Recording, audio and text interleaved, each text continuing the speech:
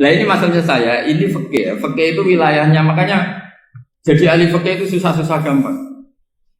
Jangan hanya berpikir protes dengan ketentuan fikih, mengkaji yang sebanyak-banyaknya itu tadi.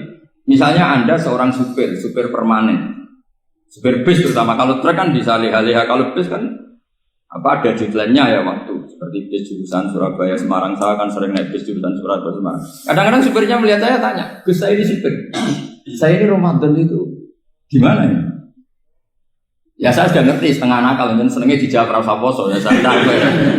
Tapi masalahnya secara fikih kalau kamu mengharapkan kamu harus puasa terus, kamu melanggar konstitusi ilmu. Memang musafir punya diskon? Boleh? Tidak puasa. Pertanyaannya, bayarnya kapan? Sawal ya nyupir lagi, Dzulqa'dah nyupir lagi, nanti sampai Ramadan ya. Nah terus, ya pas kamu cuti, biasanya cutinya pas sakit, boleh diskon lagi karena sakit. Coba. Nah, andai kan Anda jadi ahli fikih milih zaman. Lo kalau orangnya soleh terus kayak ustadz di sini kayak dosen UI kan, masa dosen UI Universitas Islam nggak Islami kan nggak mungkin. Mungkin memilih poso kan. Masalahnya ini kan hukum untuk orang kebanyakan, nggak boleh hukum musuh gak kuat. Sahur jam 3:30 ngombe vitamin pokoknya harus kuat. Itu udah hukum, itu saran. Hukum itu beda dengan saran. Hukum itu hanya berpijak musafir itu boleh store. Kalau saran memang boleh, ya usahakan kamu makan 3:30 pas fit, bir. Terus kalau nyumpir selesai jam 10 nanti istirahat. Memangnya majikan bisa ngatur jamnya? Itu fikih. Maka menjadi perdebatan yang namanya pergi itu apa? Menurut Imam Syafi'i pergi itu ya dari rumahnya ke tempat yang asing yang tidak wilayahnya namanya pergi. Menurut Imam Ahmad bin Hanbal enggak. Pergi itu tidak kerja. Jadi orang yang supir yang seperti itu namanya tidak pergi tapi kerja. Tanyakan ke publik, misalnya jenengan ke UI, istri kamu atau suami kamu ditanya, istri kamu kemana? Kira-kira jawabnya bilang pergi jalan-jalan apa bilang kerja? Kerja. Makanya kata Imam Ahmad bin Hanbal, mudi mustafar atau orang yang berprofesi, yang profesinya memang harus pergi kayak traveling atau supir, maka itu namanya tidak pergi, namanya itu kerja. Karena apa? Sekali distatuskan pergi, maka ikut status yang dikatakan Allah dan Rasul dapat diskon boleh tidak puasa. Maka terus kita debat tentang definisi. Nah definisi ini penting karena yang menjadikan hukum rubah itu definisi. Misalnya gini mbak ini ngaji saya. Statusnya kalau pakai status saya ajnabi, orang lain babak ajnabiyah, maka hukumnya saya melihat babak ini haram karena statusnya ajnabi melihat ajnabiyah yang tidak mahram. Tapi kalau di fikih itu ada statusnya. Di antara lelaki boleh muwajahah sama perempuan adalah 1 untuk belajar, 2 untuk muamalah, 3 untuk kesaksian, 4 untuk pengobatan. Itu kan ada pengecualian. Sehingga statusnya sekarang Mbak itu belajar, apa ingin melihat Gus Bah atau Gus Bah itu mengajar atau ingin melihat itu statusnya bisa rubah. Makanya kalau sebetulnya kalau kita marung di warung misalnya Padang, kita nggak pilah-pilah, kebetulan pelayannya perempuan itu masih bisa dikhilaf secara fikih. Saya muamalah marung, cuma kebetulan penjaganya. Tapi masalahnya Pak ini punya daftar penjaga yang cantik, yang masalah. Maka pertanyaannya itu marung ke situ demi marung. Apa demi melihat? Tidak jawab saja. Demi marung apa demi melihat? Kalau demi marung supaya kenyang, penjaga yang sangar-sangar juga banyak. Akhirnya kalau demi makan, penjaga yang cowok kan banyak. Kalau demi melihat, berarti yang dihitung kan niatnya. Berarti karena muamalah apa karena melihat? Melihat. Itu status. Jadi makanya kalau mudi musafar itu namanya orang pergi atau orang kerja? Orang kerja. Maka menurut pikirannya Imam Ahmad bin Hanbal seperti itu harus puasa. Karena dia adalah pekerja, bukan musafir. Lalu dalam masalah jumlah 3 hari misalnya. Kalau dalam fikih kita, nggak saya kenapa ngomong fikih terus ya, karena banyak yang melupakan fikih. Jenengan pergi haji. Zaman Nabi haji itu jamak dan qashar terus. Padahal hajinya Nabi itu, haji itu minimal kan berapa hari minimal itu? 9, 10, 11, 12. Sebenarnya haji itu minimal hanya 4 hari. Karena 13 Dzulhijjah bisa nafar apa? Awal. Kalau nafar awal berarti nggak ada kewajiban nafar sani. Berarti yang wajib betul kan 9, tanggal 9 wukuf di Arafah, terus 10 biasanya ifadah sama balang jumroh apa? Akobah, terus 11, 12 itu kan sudah boleh cabut karena apa? Nafar apa? Awal. Berarti nggak usah nafar apa? Sani. Berarti hanya berapa? 4. Tapi Nabi haji di Mekah Madinah itu sampai 40 hari karena perjalanan. Pertanyaannya ketika Nabi menjamak dan mengqashar itu cara Imam Syafi'i lis safar. Karena Nabi orang Madinah datang ke Mekah dengan jarak 460 kilo, maka Nabi boleh jamak dan qashar. Dari pikiran Imam Syafi'i, jamaknya Nabi itu lis safar karena pergi. Cara pikiran Imam Malik enggak, jawabnya Nabi itu lin nusuk. Nabi menjamak sholat itu karena melakukan ibadah haji. Efeknya adalah orang Mekah kalau haji itu cara Imam Malik meskipun jaraknya dekat boleh apa? Boleh apa? Qashar, boleh jamak qashar. Lalu terus ada pertanyaan fikih lagi. Lalu jamak qashar itu karena pergi apa karena masyaqqah? Karena repot. Coba kalau sampean kira-kira jawab. Misalnya kita orang kaya bawa uang 1 miliar naiknya Alphard, ada supirnya, ada ajudannya. Pergi di jarak 100 kilo. Masyaqqahnya kan tidak ada sama sekali, apalagi di tol kebetulan nggak macet. Kira-kira boleh jamak nggak? Boleh terus karena pergi, tapi kan nggak ada repotnya sama sekali. Dibanding misalnya yang ngebis bawa beras 1 pintal gitu kan, udah gitu suruhan orang lagi kan pusing. Maka fikih ini untuk memberi hukum itu kalau fikih itu menstatuskan dulu. Ini orang boleh jamak itu karena masyaqqah apa karena safar. Lalu kalau setelah karena safar itu karena jaraknya apa tingkat masyaqqahnya. Kalau karena jaraknya ya tidak juga. Tidak juga gini maksudnya. Mungkin Anda tidak pernah terpikir begini. Kalau saya mau ke Jakarta, kemudian sampai Purworejo itu sudah waktu zuhur. Saya boleh nggak zuhur di situ sama saya? Boleh kan? Padahal perjalanan saya belum capek. Hanya nunggu boleh jamak itu setelah kita menempuh jarak itu apa menuju, sedang menuju dan niat. Sedang menuju dan niat. Misalnya saya mau ke Jakarta, saya orang Sleman mau ke Jakarta, itu sampai mana itu Magelang itu sudah boleh jamak kan? Boleh nggak? Boleh karena saya mau ke. Nah pertanyaan secara fikih mungkin ada tidak terlintas. Ternyata ditelepon sama istrinya nggak jadi pergi. Padahal sholatnya kadung di jamak, zuhur dan asar. Apakah setelah di rumah sholat lagi? Tapi nggak pernah mikir gitu. Karena tidak nekuni fikih. Jadi orang fikih itu sudah pusing, makanya jangan diprotes terus. Kita ini sudah pusing, tapi orang itu enak aja protes terus. Tidak menurut jenengan nanti wajib sholat lagi enggak?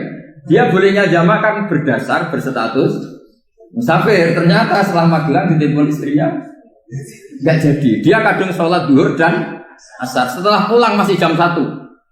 Terus ada asar, wah sholat. Kalau ada sholat lagi apa ada? Jangan saran. Kalau saran, wah sebaiknya sholat lagi. Itu tidak hukum, itu saran itu namanya. Saran dengan hukum beda. Sholat lagi beda. Loh, ketika ada jaga itu berdasar malas atau berdasar hukum?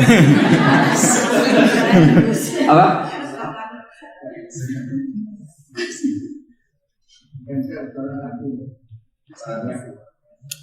Nah kalau Anda sholat lagi, pertanyaannya gini, Allah itu tidak punya tradisi mewajibkan 2 kali.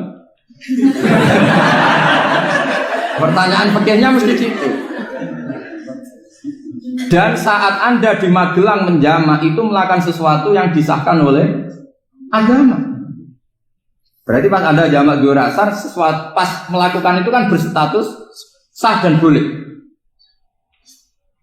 Meskipun setelah itu ada masalah, istri kamu nelpon terus pulang. Tapi pas itu kan sudah dinyatakan oleh malaikat sah, Anda sudah zuhur dan asar. Kalau melihat itu tidak wajib mengulang. Tapi bisa saja malaikat ada yang usil. itu sah karena Anda berstatus musafir. Berhubung status Anda hilang, maka poin Anda sudah sholat juga hilang. Kamu milih fikih yang mana?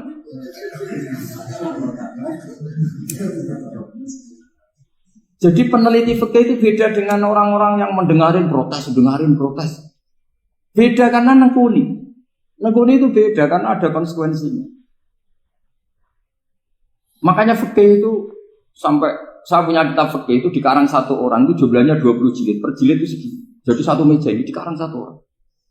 Itu mulai yang presisi, yang detail sampai yang khayal. Yang khayal juga ada. Yang khayal itu tadi beliau banyak menghayalkan diri. Suatu saat Anda datang ke Mekah itu hanya butuh waktu 20 menit. Zaman itu belum ada pesawat. Lalu boleh gak jamak? Boleh gak nakal? Nakal itu begini. Sama orang kaya punya jet pribadi. Misalnya Anda Ronaldo masuk Islam, orang kaya. Itu bisa gak puasa? Karena begini. Misalnya dia contohnya orang Arab. Orang Arab, jangan orang. Ya contohnya itu dibalik saja. Di sini itu kalau imsak jam berapa? Imsak Ramadan jam berapa? 3:30 aja biar aman ya. Kalau 3:30 kan masih imsak. Dia terbang ke Mekah. Jadi orang sini puasa jam 5 kan mulai puasa. Dia terbang ke Mekah kan masih malam. Makan terus dia. Mekah mau ada matahari terbang lagi ke barat. Karena dia menghindari berstatus puasa. Atau sebaliknya, dia orang Mekah jam 12 puasa. 12 siang puasa. Dia, wah kalau 6 jam lagi buka, bisa barangnya saya. Terbang ke Indonesia. Ke Indonesia terbang baru 1 jam, di sini sudah buka. Itu khayal. Jadi itu ada khayalnya. Itu lama dulu, sebelum ada pesawat sudah mengkhayal gitu. Bolehkah orang yang di Masyriq ke Maghrib demi itu? Kalau Anda jadi Raja Salman jam 1 kok sudah nggak kuat apa? Puasa itu diberi saran terbang ke Indonesia. Itu kalau pakai jet kan nggak sampai 9 jam, 1 jam ke Jakarta. Sudah ada wow akbar. Bukan. Boleh enggak? Lo mau kamu enggak bilang, oh enggak boleh. Wong di Jakarta sudah guru samsi. Masa sudah matahari terbenam orangnya enggak boleh? Bukan. Leja. Apa? Kalau resikonya gini, sampean mungkin nggak mikir. Resikonya gini, kalau dia berstatus musafir, bolehnya buka karena musafir. Pertanyaannya dia wajib bayar. Kan musafir bolehnya kodok nanti harus bayar. Tapi kalau dia buka normal kan tidak harus bayar. Beda efek-efeknya beda.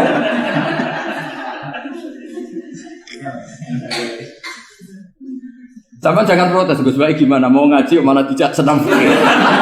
Ini kan ngajinya para dosen, para pegawai. Jadi harusnya itu jadi mufti, ngaji untuk jadi mufti. Bukan ngaji untuk mendengarkan. Jadi makanya saya mohon jangan sering protes sama ulama. Ulama sudah pusing. Karena efek-efek hukum itu tidak gampang. Kayak tadi misalnya, kalau dia boleh buka atas nama musafir, resikonya wajib bayar. Masalahnya Raja Salman ini mau enggak gitu. Dia inginnya. Maka pertanyaannya itu kitab yang milik saya tadi yang 20 jilid tadi. Ulama itu mulai dulu sudah membayangkan bagaimana kalau suatu saat ada satu kendaraan. Kenapa ulama bisa membayangkan itu? Karena ada buruk. Meskipun mereka enggak numpak buruk, hanya Rasulullah, tapi kan bisa membayangkan ada toyul waktu. Waktu itu bisa dilipat. Karena ulama dulu ahli astronomi, jadi bumi itu bulatnya gini, muternya gini. Berarti suatu saat ada satu ilmu di mana orang ngambil satu posisi terus melewati toyul waktu, ngalami lintasan waktu. Mulai dulu itu sudah dibicarakan. Pertanyaannya lalu status orang ini kayak apa? Misalnya tadi orang Mekah ingin cepat buka terbang ke Indonesia. Orang Indonesia menghindari imsak, misalnya 3:30, dia belum sahur. Wah kalau saya di Indonesia ini sifatnya sahur. Wah saya tak terbang ke Mekah. Enak kan terbang di Mekah ternyata masih jam 8. Wah bisa makan sepuasnya jam 8 malam maksudnya jam 20. Pan enak dong. Bar wareg balik ning Indonesia wis jam 1 siang. Jam 1 siang kalau ingin cepat buka terbang ke timur. Langsung buka. Berarti dia kira-kira puasa aja 3 jam. Tapi terus ya mungkin kalau sampean tahu kok Gus sudah repot-repot ngono tinggal turu ndelok sinetron kok buka dhewe. Itu tidak hukum, saran itu namanya apa? Kalau hukum tetap tadi yang dikatakan puasa adalah imsak mulai jam imsak sampai ghurubus. Lalu pertanyaannya lagi, ghurubus samsi sampai imsak itu konversi jam apa nyata-nyata ghurubus samsi? Kalau yang diliwati khatul istiwa itu nyata, fi'lan kalau dalam bahasa Arab fi'lan awaqi'iyah. Tapi kalau Anda orang kutub, saya sering kirim-kiriman surat sama mufti-mufti yang ada di Timur Tengah, di Eropa, konsultasi maksudnya. Orang kutub itu kan tidak ada matahari, tidak ada apa-apa. Jika kalau Anda baca kitab di kutub, mesti Gus Bak ajaran pembohong. Misalnya orang kutub ngaji saya, kamu harus subuh sebelum matahari terbit. Sekali matahari terbit, waktunya hilang. Duhur setelah matahari agak ke barat. Asar kalau matahari terbenam, hilang waktunya. Mereka bisa bilang, mataharinya di mana? Maka pertanyaannya, boleh gak mengkonversi waktu untuk orang kutub? Jadi misalnya pola umum subuh jam 4:30. Berarti antara subuh dan qadha itu 1,5 jam. Subuh sama zuhur polanya berapa berarti? Kalau 4:30 sampai jam 12 itu 6 sama 7,5. Berarti ya kira-kira habis subuh nunggu 7,5 jam baru zuhur, nunggu 3 jam baru asar, nunggu 3 jam baru maghrib. Berarti waktu puasa kira-kira antara jam 4 sampai jam 6. Berarti berapa jam itu? 12 sama 2 14. Oke, berarti orang kutub harus puasa 14 jam. Tidak bergantung waktu mata. Tapi ada lagi pertanyaan lucunya gini. Lalu 14 jam Gus itu dimulai dari mana? Apa asal 14 jam? Apa harus ada konsensus setarnya? Masih ada PR lagi. Menurut kamu gimana? Ada konsensus setarnya dimulai jam 4 dini hari. Apa asal jumlahnya? Imsak 14. Mikir lagi kan? Itu di Denmark itu ada satu musim di mana siang terus sampai sekian bulan. Siang terus sampai orang sana itu capek. Kenapa ada siang terus? Logikanya kan tadi bumi itu saya juga belajar falak, belajar astronomi. Kalau tepaan kamu di sisi yang barat agak utara atau agak selatan, matahari ini nyentrong terus. Sehingga bumi molak-malik ya kamu kesentrong terus karena kita ini kan tepaan di katulis istiwa. Di khotul istiwa. Sebenarnya khotul istiwa itu bahasa Arab dari kata khotul istiwa. Khotun itu garis, istiwa itu tengah. Lah, Islam itu oleh Allah memang dipilih di tempat paling top yaitu Mekah. Mekah Ka'bah itu surratul ardi. Jadi sebelum ditemukan ilmu astronomi itu Nabi sudah ngendikan Al-Ka'bah surratul ardi. Ka'bah itu pusarnya bumi. Sehingga di Ka'bah itu satu-satunya area yang terbebas dari medan magnetis. Karena dari utara dan selatan benar-benar di tengah. Maka potensi jam paling akurat di dunia itu hanya jam yang di Mekah itu. Karena apapun akuratnya teknologi di Amerika atau Jerman, karena jam itu dari logam tetap ketarik medan apa? Magnetis, entah berapa 00, tetap kena. Misalnya jam di Jerman, lebih dekat mana kalau Jerman? Mesti ketarik medan magnetis, entah berapa kadarnya. Karena materi jam dari logam. Sementara di Mekah karena di tengah itu terbebas dari medan apa? Nah sehingga yang segaris dengan Mekah kayak Indonesia itu semuanya khotul istiwa. Nah kalau khotul istiwa normal itu artinya ya 12 siang secara umum ya 12.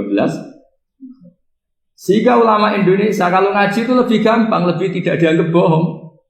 Karena ya ada terbitnya matahari, ada zawalus syamsi, ada ghurubus syamsi. Coba kalau kitab itu Anda baca di kutub utara sama kutub selatan, murid kamu bingung semua. Ini gimana Ustadz, tidak ada matahari kok semuanya diukur pakai matahari. Lalu pertanyaannya dikonversi kan? Pertanyaannya kalau dikonversi pakai apa? Asal 14 jam, apa harus sepakat dimulai jam berapa? Ini mana? Milih sepakat. Pertanyaannya kalau sepakat, ukurannya siapa yang jadi ahlul halli wal aqdi?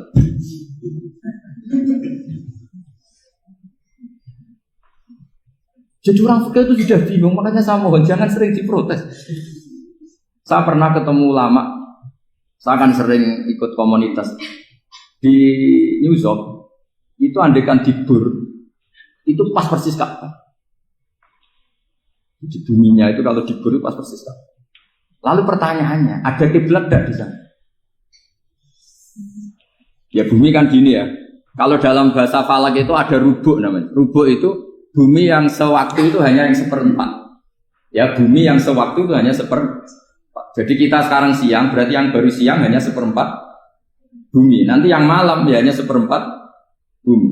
Ya misalnya sekarang kita di sini siang, di Arab Saudi kan belum, ini masih setengah 6. Ini sekarang di Arab Saudi baru. Lah itu ada daerah di mana dengan Ka'bah itu pas atas sama bawah. Harusnya kan bebas arah. Apa? Bebas arah. Lalu orang sana sholatnya itu menghadap kemana? Pernah ulama New York itu minta fatwa ke Rabitatul Alam Al-Islami. Lalu kita harus menghadap kemana? Makanya dalam dunia anekdot ulama itu ada anekdot Abu Nawas itu orang yang nggak pernah kalah debat. Dia itu terkenal nggak pernah kalah debat. Tapi dia ada ilmuwan. Dia punya tetangga ilmuwan, punya pengaruh besar. Semua orang ngaji ke ilmuwan itu. Mantelnya bukan main, karena dia ahli falak, ahli astronomi. Mau nandingi dia tidak bisa, gak nandingi itu reputasinya jatuh. Orang itu berteori kalau bumi itu bulat-bulat. Kalau kamu jalan ke sini, maka akan ke titik yang suatu saat si profesor ini kemalingan, terus minta tolong Abu Nawas rumah saya kemalingan. Terus lari kemana malingnya? Ke timur. Setelah ke timur, larinya ke timur. Abu Nawas lari ke barat. Terus ditanya, sudah tak bilangin malingnya lari ke timur, kok kamu lari ke barat? Nanti ketemu di titik yang sama. Sebenarnya itu profesornya makal. Oh kamu nyindir loh. Artinya Abu Nawas gak terima. Teori anda itu gak bisa. Secara keilmuan benar, tapi secara faktual gak boleh. Berarti kalau ada orang ngejar istrinya lari ke timur, dia harus tetap ke barat. Nanti ketemu di titik yang sama. Jadi malingnya tuh lari ke timur, Abu Nawas ngejar ke barat. Ketika ditanya profesornya, saya bilangin malingnya tuh lari ke timur, kenapa ada ke barat? Kata anda nanti ketemu di titik sama, karena bumi bulat. Nah pertanyaannya gini, lalu kalau yang segaris itu ada arah enggak? Kayak New York tadi. Menurut kamu tetap berkiblat apa enggak usah? Loh kalau yang rubuk jelas. Loh gitu, kalau rubuk begini loh, misalnya begini, terus kamu di sini sama sini kan masih ada arah, tapi kalau sini sama sini masih butuh kiblat. Lalu sama nggak usah protes, orang fikih sudah pusing, nggak usah diprotes, karena yang dipikir itu macam-macam. Nah ya makanya ini mengkaji ya, saya mohon ya kayak tadi ini mengkaji, saya mohon saya cukupkan sekian, sementing apa ya kita ada respeknya lah sama ulama. Jadi ulama itu susah, mikirnya susah, harus tanggung jawab di depan Allah, di dunia diprotes terus. Ya saya kira demikian. Assalamualaikum warahmatullahi wabarakatuh.